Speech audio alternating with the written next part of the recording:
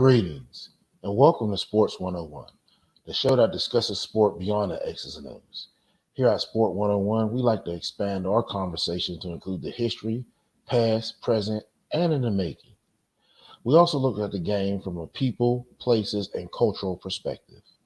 I'm your host, Jamar Harp. Be sure to follow me on Twitter at Coach_Harp412 and Facebook under Jamar Harp. Please make sure you get social with Sports 101 and a variety of SportsZone Chicago shows.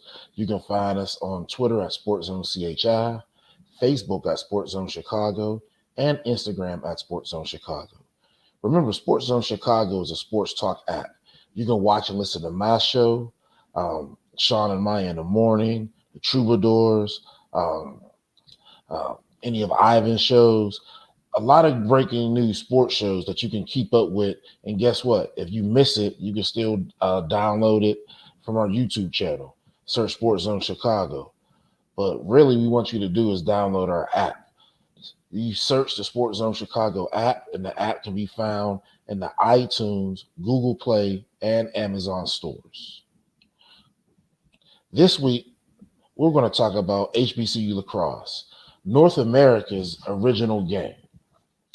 If anyone didn't know, lacrosse is the oldest team sport in North America.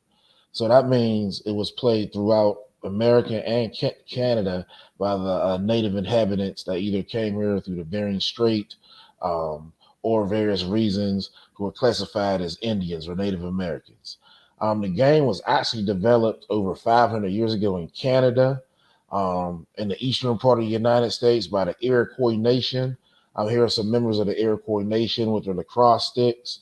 The Iroquois Nation is a large confederation of 6 tribes. Some of them include the Huron, the Ottawa, the Iroquois, the Algonquin, a lot of the log house tribes that you saw in Massachusetts, the north east coast, as well as Canada. And that was a picture of them playing lacrosse. The game was first noticed by Jesuit ministers who had came to Canada. Their mission was to convert the so-called savages to Christianity. The same thing happened in my home state in the central region around Carlisle. They had a large Indian school where they would take people and change their name and their culture and get them to be, farm hands. One of the most famous people to come out that school was Jim Thorpe. And if you know of his struggle, his Olympic medals were taken for him for so-called, violating his amateurism. And he had a, turbulent history in various professional sports after his Olympic career. But that's what was going on at the day. And that's why the Jesuit ministers were there and they noticed the indigenous people playing this game. So one of the ministers, his name was Jean de Barouf. He saw the Huron play, and they were playing a game, and this was around 1637, and what would be present-day Ontario. So right around Toronto, and he called it LaCrosse because that means the stick in French. Again, this was a Native American game, and in the Canadian and Northeastern American version, the teams could range from either 100 people to 1,000 people on each team, and the field would be several miles long and really resembled a battlefield. Sometimes the games lasted all day or for 2 to 3 days if it was, a ritual or a ceremony.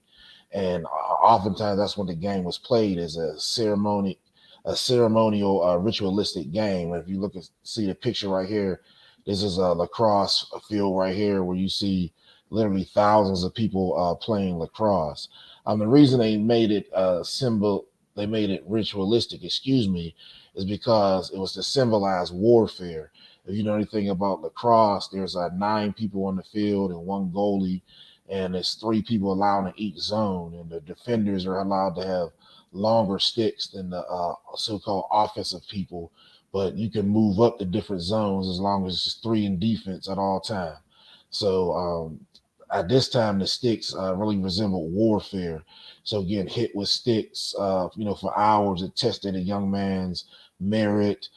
his strength. It could be like the manhood training, a lot of different things. And it also gave a symbol to the creator because, again, this was called the creator's game, as they called it, because it was giving praise to the creator as they would go do battle. It played a significant role in the community and the religious life of all these tribes as well, too, because, again, they use it as ritualistic before going to war. They would play lacrosse. It would be a big lacrosse game if someone got married, along with a feast. So there's a lot of things that are associated with lacrosse that became symbolism and ritual with these native inhabitants of North America. Um, it had a deep spiritual meaning, and again, that came from the spirit of combat in which it was undertaken. So this same spirit and intenseness that you use on the lacrosse field, you were supposed to use in battle. Similar to how, if you look at football, people always use the symbolism of going to war per se. If you remember Kellen Winslow Jr., he was ostracized by the media in regards to his comments like that, calling himself a soldier.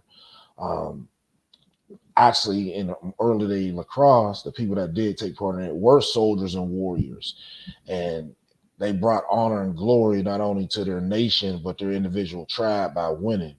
So it was very much understood that when you went out there, if you didn't come back due to this honor, it could be some grave danger, placed upon you. If we look at the United States, lacrosse started becoming organized in the late 1800s and in the first half of the 1900s. Now, this time it was a primarily regional sport because, again, the Iroquois nation was centered in the northeast part of the country, and particularly in New York, Maryland, and eastern Pennsylvania, as well as the New England states. Um, there was a survey done by United States Lacrosse in 2016, and there was over 825,000 lacrosse participants nationwide. And it stated that lacrosse is the fastest growing team sport amongst the regional schools, which it is.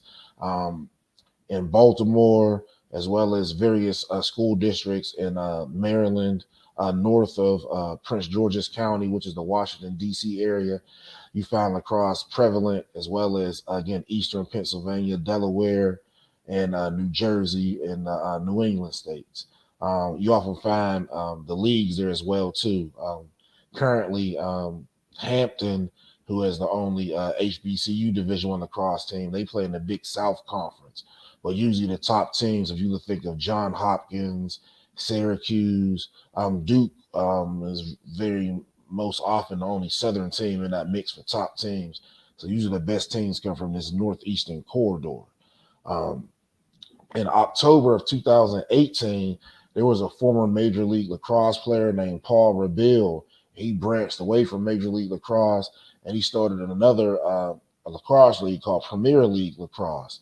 Again, this was supposed to model the lacrosse leagues of Europe, hence taking the name of the Premier League, mimicking the giant soccer league that is played in Europe.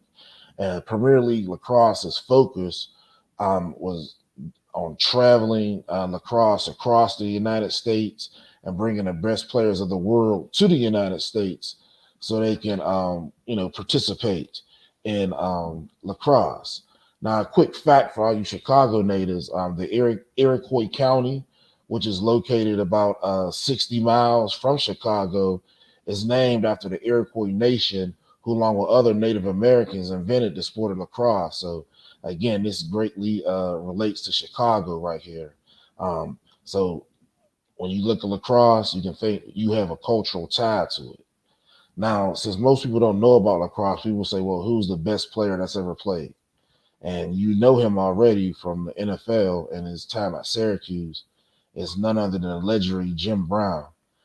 Here's a picture of Jim Brown right here. This is him playing lacrosse at Syracuse. Jim Brown, he was a star running back in the 1950s at Syracuse. He also played a little bit of basketball. He ran track. It was 1 year he averaged 15 points in basketball. He went to a track meet just to have fun and won a few races. Then he decided to try shot put and won that. Obviously, his exploits on the football field are legendary. But what most people don't know about him is he is literally and unquestionably, without a doubt, the greatest of all time, a lacrosse player. So just think in the 1950s, you have an individual that's 6'4", 6'3", who runs a 4.4, broad, muscular. And at this time, again, in the Northeast corridor, a lot of these schools are, Ivy League schools playing the game. So they never saw the size athlete that Jim Brown was, let alone a black athlete, enter their atmosphere. Because again, it was somewhat of an elitist sport at the time and kind of take over. Um, when we look at lacrosse, the game, breaking it down, it evolves from a couple major sports. The first, you want to look at the running of soccer. In soccer, you have to run up and down the field, and the lacrosse field, just like football and soccer, is 100 yards. And you're trying to weave through defenders to set up angles to get a shot on the goal. It also involves the passing of basketball. As the as I stated earlier, each member of the team has different size sticks. Some are longer. The long sticks are defenders, and those are the people that you see, taking their sticks and whacking at someone's arm. The rule is you have to hold. If you're the ball carrier, you have to hold the stick a certain distance from your body to make it eligible, and they can knock it out. So that was one of Jim Brown's greatest attributes, that he would just run up and down the field and dare people to try to knock the ball out of his hands. And it also involved the physicality of football and hockey. These sticks are not, they're fiberglass now, but they've been made of other materials throughout the years. And originally they were very dense, so they wouldn't break. Fiberglass wasn't used, obviously, in the 1950s. So they had a lot more welt to them, to your body, versus the fiberglass sticks now that'll give a little bit but still sting. So these original sticks, like anything homemade that grandma had, last a long time, and they really hurt when they hit you. So when we break down Jim Brown, if you didn't know, Jim Brown is really from Moncks Corner, South Carolina. Moncks Corner is southern South Carolina, and that is pertinent because that's toward the Gullah Geechee area. The Gullah Geechee I can trace their lineage directly to West Africa, and they became prominent as they ran away from their captors. So they lived in Moncks Corner, St. James Island, different places throughout southern South Carolina, and they were able to keep a large portion of their heritage as well as their culture. They speak a mixture or a South Carolina version of Creole. It's not the same as the one in New Orleans, but it's a mixture of words they learned here as well as indigenous words from various countries they came from in West Africa. So Jim Brown, his family moved from Moncks Corner, South Carolina, to Long Island in New York when he was a little boy. And that's when he first learned to play lacrosse. So in high school, he was a highly decorated athlete. He had 13 letters for almost 6 sports, and he decided to take his talents to Syracuse. So at Syracuse in the 1950s, he was an All-American not only in football and lacrosse. He also played for the varsity basketball and track and field teams as well too. But he just did that sparingly. His main sports were football and lacrosse. He did so well that in 1957, he was his senior year, he was number 2 in goals scored in all of NCAA. I think he was number 1 in assists, and he was voted All-American. So in the college all-star game, which they had, was against all the college all-stars at that time, henceforth the name, he scored a lot of amazing goals. He scored 1 goal underhanded with his right hand. So what that means is he was, attacking the goal, and he got so close by running through the defense, he did a scoop shot on the goalie. He did 1 overhand with his right hand. So that means he shot from distance, which would be close to a slap shot in hockey, where he's coming overhand and coming down on the ball to get speed. He also did the same thing from his left side, showing his ability to shoot with both hands, which is a trait that most people don't possess. So he did the same thing. He did an underhand shot with his left hand or scoop shot close to the goal. And then he did an overhand, somewhat slap shot with his left hand as well. He was known, and coaches would talk about, again, how he would run the entire field. Jim Brown ran a 4.440. And again, he would dare the defenders to try to knock the ball out of his hands or check him. He was the first African American inducted into the Lacrosse Hall of Fame, and he was again he had a great NFL career, and we also know that after that he retired and started making movies early and became an activist, and was known for meetings with Muhammad Ali, Kareem Abdul-Jabbar, and a lot of civil rights activists of the 1960s and 70s. When we look at lacrosse at historically black colleges, we didn't see it very often, and there was only one team that followed after Jim Brown played. That was Morgan State. Morgan State Bears, they were the only lacrosse team established to play NCAA level lacrosse at a historically black college and institution.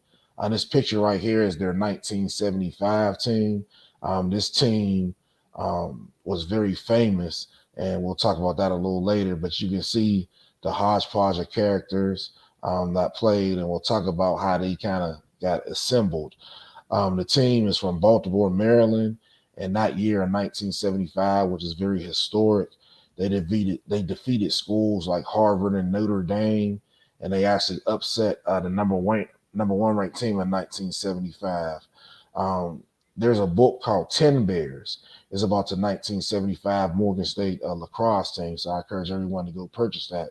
Again, look on Amazon.com for 10 Bears, the story of Morgan State lacrosse in 1975. Um, Again, they were playing major powers like Johns Hopkins, Navy, and Maryland, and most of them still fielded mostly white teams because this was, obviously it's the segregation area. But in 1975, Morgan became noted for its lacrosse team because many black high school lacrosse players from Maryland and New York, again, lacrosse is well known in the Northeastern corridor. So you had a lot of African Americans playing lacrosse in middle school and high school, but then have the opportunity to play in college, so they just quit. So with Morgan State being a historically black college located in Baltimore, they got a lot of players from Maryland, as well as New York, New Jersey, that whole corridor. So what happened is a lot of these kids couldn't get access to these teams, these Ivy League schools. They couldn't get admitted. The coaches didn't want to play for them, so they all ended up going to Morgan State.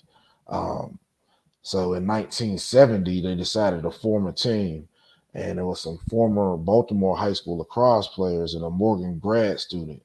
His name was Howard Chip Silverman, and he realized there were so many black Baltimore and Northeastern lacrosse players on campus, but they weren't playing lacrosse.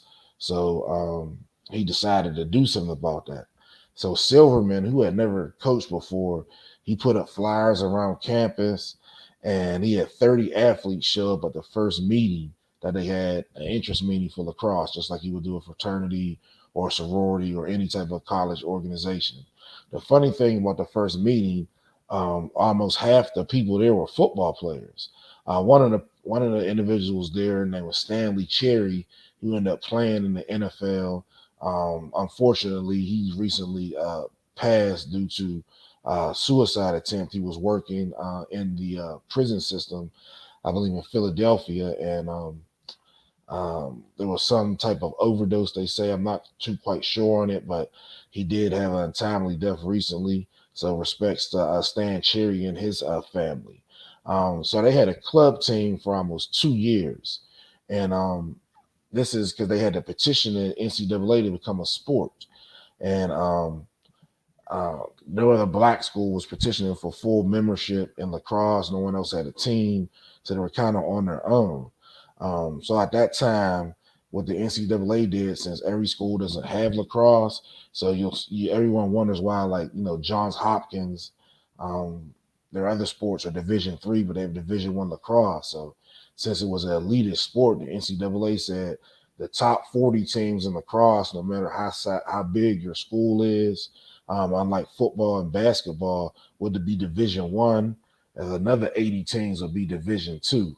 So obviously, once Morgan State, excuse me, petition was allowed and accepted, they were put in Division Two.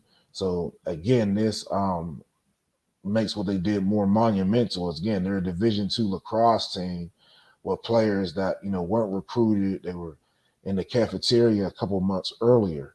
They formed, they practiced for 2 years. They finally get a team, and they take out the top teams in Division One.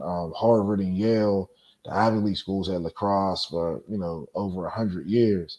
So to come in and do that, especially as a Division Two school, but more importantly, Division Two school who doesn't have scholarships at the time. Everybody is really, really a walk on, and you're beating the top, teams in the NCAA. So that kind of goes to show you, what was going on and what type of style that Morgan State was implementing that made it hard for these teams to defend them.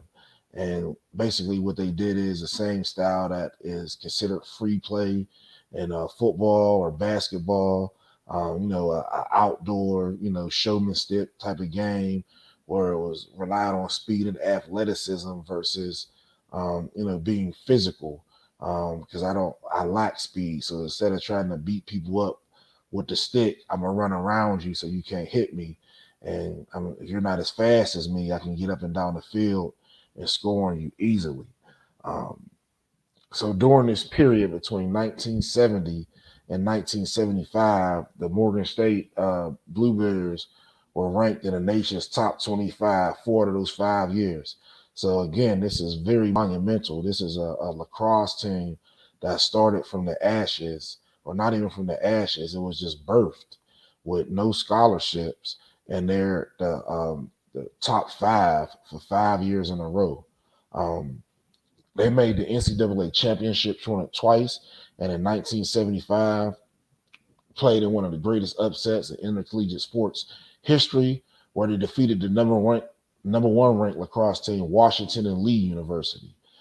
This was monumental because again, Washington and Lee was ranked number one, but they also reached the Division One semifinals. So they were one game away from the Division One national championship, and they lost to Morgan State again, who implemented a style different than most of the Ivy League and elite schools, Washington and Lee, John Hopkins, Syracuse, were using at that time. Jim Brown used the same thing, and he elevated to great success, again, being the first African American inducted into the Lacrosse Hall of Fame. Um, they had continued success, but they wouldn't win again like they did in 1975. They had a great 1981 team, and that had some of the most talented players in the nation at that time. They had Gene White. Now, Gene White, he would later coach the newly formed club team that started again in 2005 when they tried to reinvigorate lacrosse. And they also had Lou Carter. He was top 25 in scoring in 1981. Their goalie, Cedric White, he was top 10 in all of NCAA Division One and Two and goals blocked during the season. So they had some great talent right there. And again, this is not a scholarship sport. These people are just coming to play for the love of the game, beating people that are on scholarship or recruited, have, full-time coaches, etc. The 1981 team was coached by National Lacrosse Hall of Fame inductee Sheldon Freed. Um, Now in 1981, their biggest win was they beat Notre Dame 13-12. They also had a big win over Villanova 16-9. Um, and then in a span of 5 days, because remember, this is a sport that's everybody in NCAA is in the play, so similar to softball, they will have lacrosse roundups. So in less than 5 days, they beat Michigan State in Georgetown, and they lost to Loyola in the Division Two semifinal game, so the game before the national championship. So this 1981 team, they were smoking like the 1975 team. What killed lacrosse at Morgan State? Again, this number comes up, and it's Title IX. Remember, Title IX stated that you had to have equal funding for men's and women's sports as well as equal teams. Again, what they didn't count was football, as that has a higher number than any other sport. So that adds to the number of women's sports that they must have. Therefore, the number of men's sports that have to be decreased. So you saw, I know the Big Ten has wrestling, but every conference had wrestling and it was cut, except certain conferences like the Big Ten and certain other premier conferences. So the same way was with lacrosse. So a lot of lacrosse teams got cut due to Title IX. Again, this was due to the exorbitant number of members of a football team, and women's athletics have to have the same number of scholarships as men, but there's no women's team that has 120 people on it. So therefore, men's teams had to get cut. So I am an advocate of women's sports and having equal rights, but I think those numbers were kind of off, and people didn't look at the totality of Title IX.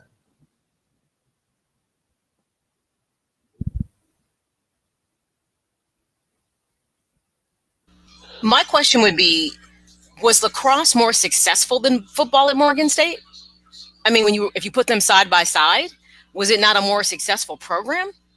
Well, Morgan State was very successful in football. Remember, they played in Yankee Stadium against Grambling about 7 years ago, and they had a lot of success in football, but lacrosse wasn't funded by the school. Remember, the kids were already there. They were just walk-ons. So once they petitioned for it to be an NCAA sport, they were granted the right to play under the NCAA as an official sanctioned sport, but there was no funds sent to the sport. All right, so again, Maya posed a great question. That's our super producer, Maya Kai.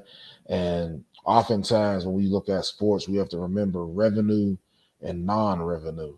So just because you're a fully functioned and sanctioned NCAA sport and you have full scholarships, that doesn't mean you bring in revenue. So when you look at especially FCS football that play the so-called money games, they don't receive all that money. A portion of those funds go to non-revenue sports to support their travel, their equipment and apparel needs, and scholarship needs as well too. So again, these big sports often pay for the rest of these sports, but yet the other male sports suffer. So there's a lot of issues with the NCAA. That's just one of them. And, hopefully these can get fixed so we can have more variety in our, men's and women's sports. So we can see sports like lacrosse being played and give just young individuals a different perspective or option than your normal football and basketball. As you well know, I'm a proponent of soccer as well too. So again, I think all those sports should be played. In 2005, Morgan State tried to revamp lacrosse, and they formed a club team on campus, and they're still awaiting acceptance by the NCAA to play. Coach Gene White, who was an original player, commented that he thinks it's the greatest thing that happened since he played for Morgan in 1981 for the team to come back. The 2005 club team was not sanctioned by the NCAA, but they played again exhibition games against teams that were. So please stay with us. We're going to take a quick break, and we come back. We're going to talk about the new era of HBCU lacrosse, Hampton University, and some exciting things they're doing. And one of the top signees that they just signed this year, who has impressive bloodlines to lacrosse. So please stay with us, and we'll be right back.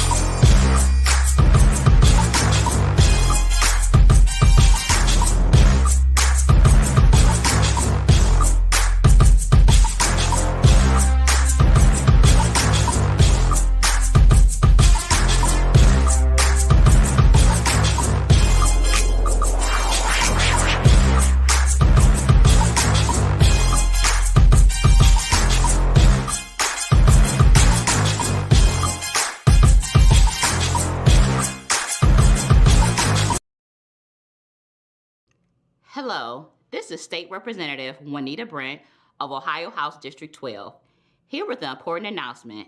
February is Black History Month. Black History Month recognizes the contributions that African Americans have made throughout U.S. history. As we recognize the achievements of African Americans this month, we must also take time to appreciate and celebrate that Black History Month is American history. Did you know that the first Black History Month was celebrated 51 years ago in 1970? The 2021 Black History Month theme is the Black family, representation, identity, and diversity. It's important that we bring awareness to and celebrate the complex, rich, and diverse history of the Black family in the United States. To celebrate and learn more about Black History Month, you can visit AfricanAmericanHistoryMonth.gov. Thank you.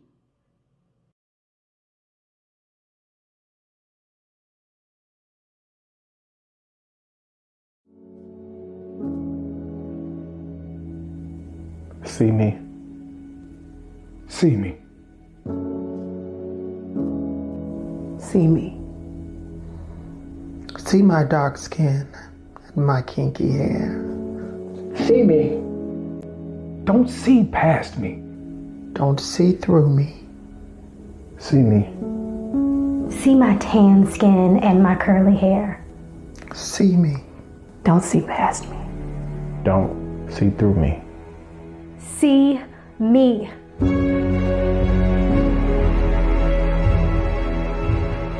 See my face, wet with tears from years of oppression. See my hands, weathered and worn from decades of pulling myself up through your society. See my feet, split from centuries of walking your delicate line. See me.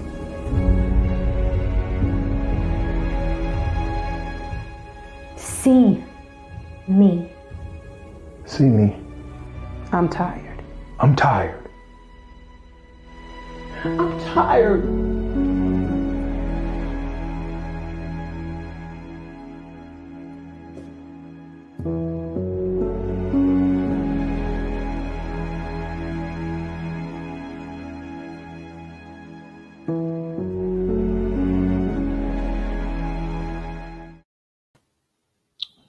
Welcome back.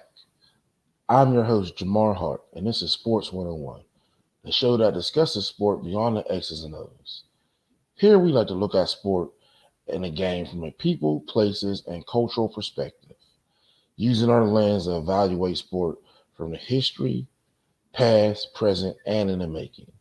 Again, please make sure you get social with Sports 101 and all the SportsZone Chicago shows by following us on Twitter at SportsZone CHI, Facebook at SportsZone Chicago, and Instagram at SportsZone Chicago. Subscribe to the YouTube channel, search SportsZone Chicago, but most importantly, download the SportsZone Chicago app. The SportsZone Chicago app can be found in the iTunes, Google Play, and Amazon stores. So a quick recap, we're talking about soccer and the HBCU athletic community. Before break, we described Morgan State and its great teams from 1975 to 1981. We talked about the book 10 Bears. Please buy that, Amazon.com. And the innovations not only Morgan State did, but Jim Brown used in regards to the style of play used that helped Morgan State beat the number one team in 1975, as well as some great teams in the 1980 season. Now we want to look at the new era of HBCU lacrosse. The new era starts at Hampton University. Hampton University lacrosse is led by former Ivy League and Major League Lacrosse standout Chaz Woodson pictured here. So when you look at the picture of Chaz, Chaz played at Brown University, went on to a great career in Major League Lacrosse, and became the coach at Hampton University. Right here, you see Mr. Michael Crawford. Michael Crawford was a student at Hampton from New York, lacrosse lover, avid lacrosse lover, and he petitioned the school for a lacrosse team his senior year in college. Knowing that he would not play, he wanted to set up a club team that hopefully would eventually move to the NCAA Division I level Within a few years after his graduation, he intended to monitor the team and support it upon his graduation. Here's a picture of Hampton LaCrosse right here. Again, Hampton has left the MEAC conference and now a member of the Big South Conference. So they're a fully functioning member of the Big South Conference in all sports, and this will be their first season competing in that conference in lacrosse. So I'm getting back to Mr. Crawford. 3 months before the first practice, again, he was a senior going to graduate. He died to an enlarged heart problem. However, his parents kept his dream alive, and they began contacting people to get this team started at Hampton. So they met someone named Lloyd Carter, and Lloyd Carter was a president of Black LAX, which is Black Lacrosse. It's a group that advocates not only athletes, but coaches, as well as officials to get involved in the game of lacrosse. Again, this is a Native American game. And if you ever read Ivan Van Sertima's book, We Came Before Columbus, individuals of African descent do have lineage to this land before 1492. So again, this is something that is a part of our culture as well too. So Black LAX is a group that's destined to help and send this message to the masses, which again a lot of people don't get. Lloyd is a major player when it comes to development of African American lacrosse, especially in the Mid-Atlantic region. Why? Because he's a former Morgan State player. So what they did after they first got started on April 14th, they had a lacrosse day on campus. And this was so everybody could come together and unite the HBCU Division I and club teams that had lacrosse, and they invited a high school as well for recruiting purposes. So on April 14th, 2012, they on Hampton University's campus, there's a lacrosse game between Hampton and Howard, the two HUs or the Battle of HUs, Howard University and Hampton University, or some say Hampton Institute University. And Morgan State was there too. Remember, Morgan State is just a club team. So they did play, but again, they're not NCAA sanctioned. They also had St. Thomas More High School there.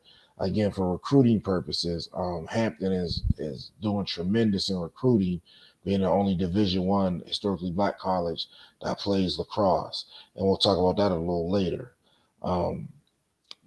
We talk about recruiting. They just had National Signing Day. And on National Signing Day, they came through with maybe the biggest coup of the year in recruiting. So last May, obviously, like every sport, there were many high school athletes wondering where they were signed and where they'd be offered scholarships to. This was over exaggerated due to the COVID-19 pandemic, where students aren't able to visit. So a lot of them had to do virtual tours and decide this monumental decision without setting foot on campus and just meeting the coaches and seeing the infrastructure virtually. So what Hampton did, they signed the top player in the class, Aries Brown. Aries Brown signed at Hampton. Here's a picture right here. It says Aries Brown committed. Aries Brown, who wasn't the number one, he was a top 5 player in the class. Aries Brown's name should ring a bell because he's the son of Jim Brown. Jim Brown is a lacrosse legend, and he passed those genes on to his son. He's 6'4", 188 now as a high school senior. So obviously we expect him to put more weight on to kind of resemble his dad. He has his speed now, but the structure is there too. But the muscles, he isn't as big as his dad at that age. Aries Brown played at Sierra Canyon High School in California. Now Sierra Canyon, if you don't know, that's like the modern, Beverly Hills 90210 or Sweet Valley High, whatever. They have a lot of star-studded kids there. LeBron James Jr., Zaire Wade, the Jenner girls went there, Justin Combs, etc. So he was a Sierra Canyon athlete and the top of his class. In terms of athletics, Aries Brown stated after signing with Hampton, He wanted to change the culture, how lacrosse is looked at. Again, he's 6'4", 180-pound midfielder. He had his option to go anywhere, so he turned down the Johns Hopkins, the Syracuses, Duke, all the top teams that you would know, but he's not getting the accolades for it because most people don't know about lacrosse. So when you think of the names that you hear for basketball, Mikey Williams or Maku McCord or the Jackson State signing class where Deion Sanders was able to poach or bring talent that had committed to BCS or SEC schools, Aries Brown is turning down every top lacrosse program to play at Hampton University. And he stated that a lot of people think lacrosse is a white sport and most schools don't have a lot of black lacrosse players. I think that if we start to push Hampton's name out and we do well during our season, we can reach more people and have more African-American kids pick up the stick and start to play. So what he did is he invoked references to the nature and history of lacrosse. He said most people think it's a white sport. It's not. It's a sport of North America and Canada. And as I stated earlier, if you look at the works of Ivan Van Sertima that came before Columbus, there was a strong African presence in North America before Europeans came to the shores and or the Caribbean islands. So he played on that, and he also played on just getting the top African-American players to come to Hampton with him to build a super team. So at 18 years of age, he has political savvy like his father, and he's thinking of building a dream team like LeBron James. So think how savvy this young kid is in high school. You would kind of expect that because, you know, obviously he's Jim Brown's son, so he's grew up obviously probably hearing a lot of social commentary and the need to promote historically black colleges and universities. Here's a quick video. This is Aries Brown's huddle video. So I just want you to see for yourself his skill and size and what it compares to other people. Now remember, Sierra Canyon is a top school in California, so he's not playing against any weak talent here. So Maya, if you could just show the video, please, and let everyone see the true talent and what I talked about, the style of play that Aries Brown is going to bring to Hampton University and Division I lacrosse. Out of here. Weezy out of here. Stay down hundreds so like Lego. Remember I had to charge my boat for petrol. Came a long way chopping up for Metro. Ain't this a young nigga from the ghetto? Still got rounds I can let go. Then at any time I smoke the best dope. I pop up a tag when I chain clothes. Ain't this a young nugget from the ghetto? I didn't make that drip a series. I can see these diamonds clear like HD. Carrots in my ear, why can't you hear me? Rock by main, but today my jeans are mirrored. Won't touch you once, but stick and make you feel me. Hit back hard, but then walk right in the dingy. Got 3 condos, I still won't get my bitch the key. To our promoters, get the presidential suite. So I showed it, this shitty. These bitches love it when I'm in a city. I'ma buy a Rolls and a Bentley. Told doctor get the syrup out my kidney. Stepped on hundreds so like Lego. Remember I had to charge my boat for petrol. Came a long way chopping up for Metro. Ain't this a young nugget from the ghetto? Still got rounds I can let go. Then at any time I smoke the best dope. I pop up a tag when I chain clothes. Ain't this a young nugget from the ghetto? Spending a lot of money on some grand clothes. Spending a lot of money on some grand clothes. Finny on my body, hold on play clothes. East Atlanta kicking, smoking big dope. I want no Ferrari and a Range Rover. That bitch got her butt so she gon' lay low. That boy just a little bit serving cake, bro. Cut that bitch right off, I feel like Van Gogh. Diamonds on me dancing, where's the dance for?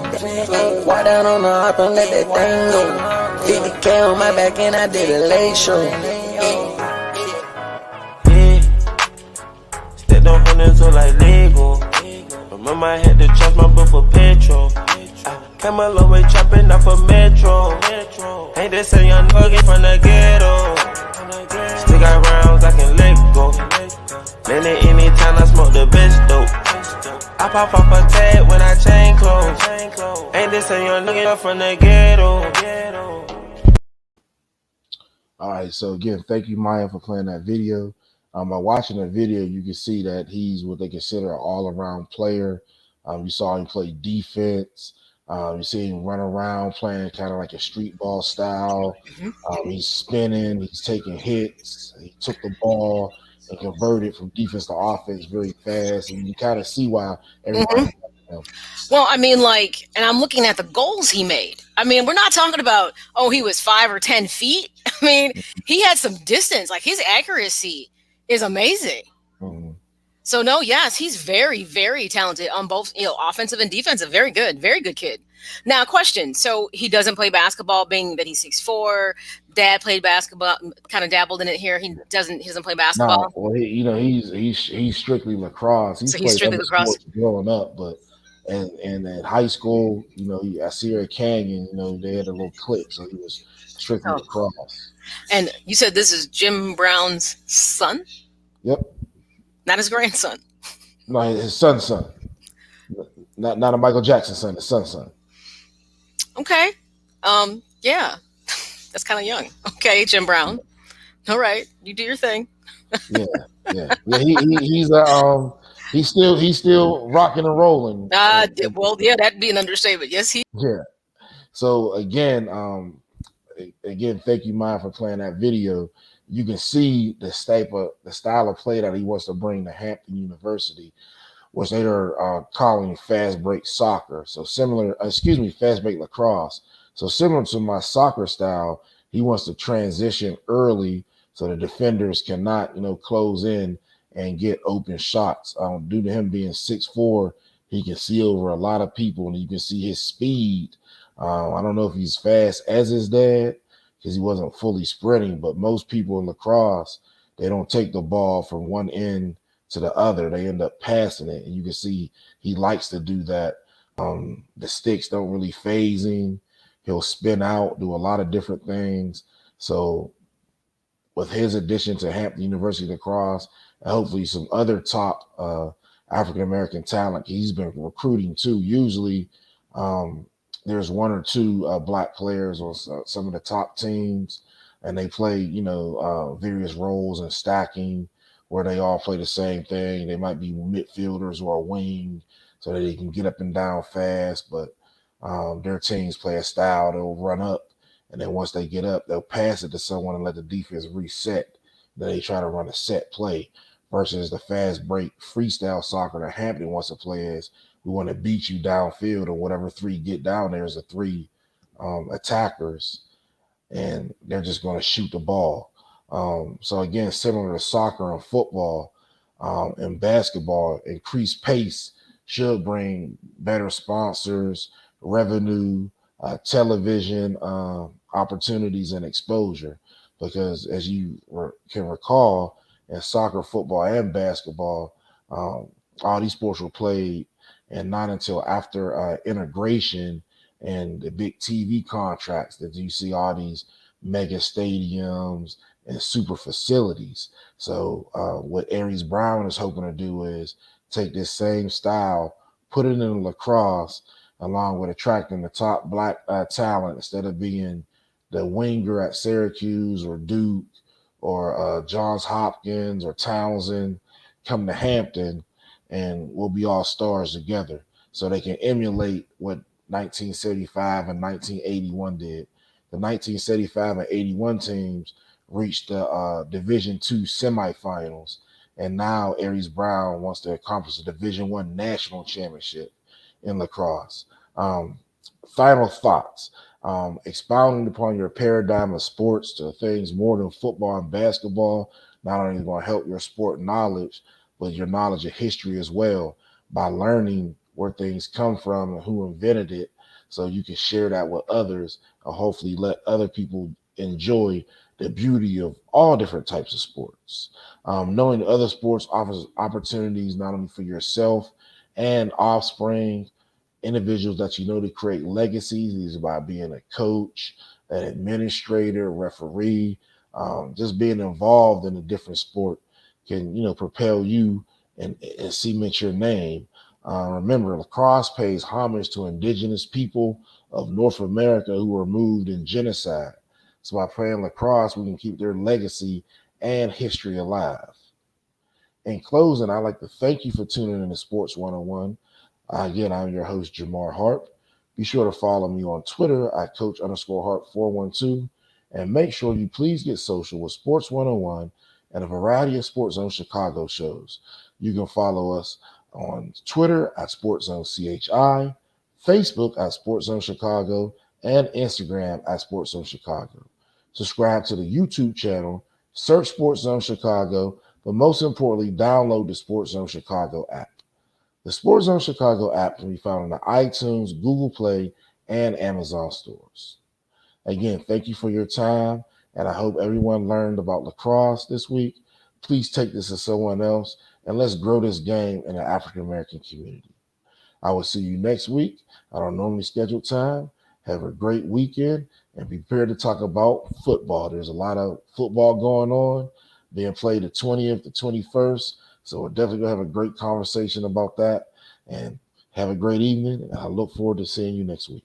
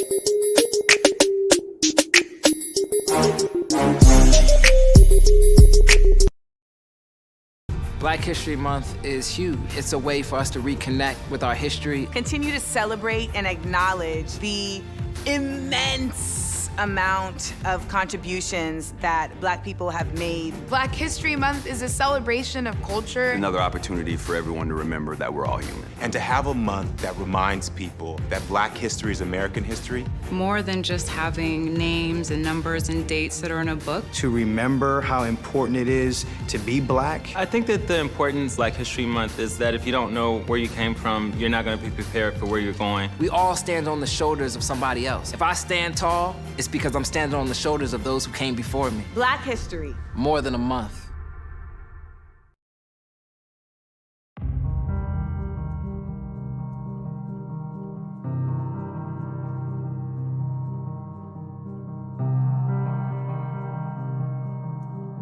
You see me. You hear me. Respect me. Respect.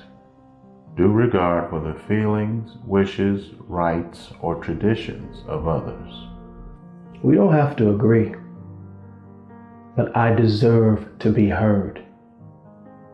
I stand my ground. Respect me. We don't have to be friends, but I deserve your civility.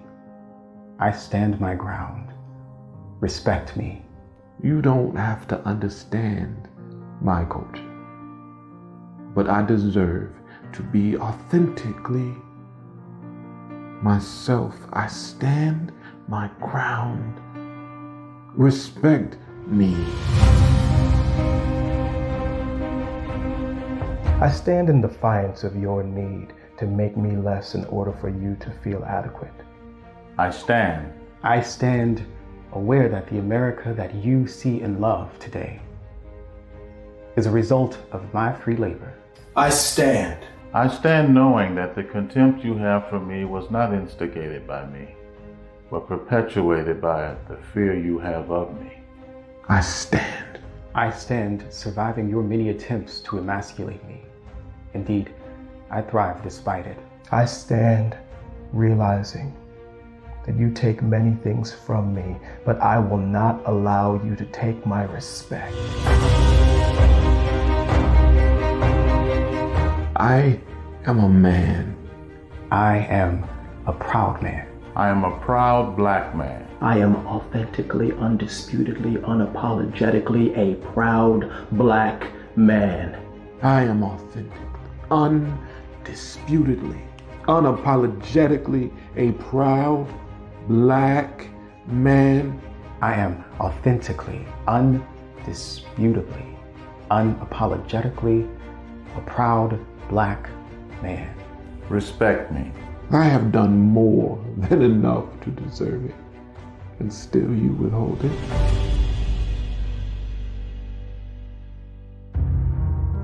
The bill is past due. You owe me. Respect me. Respect me. Respect me.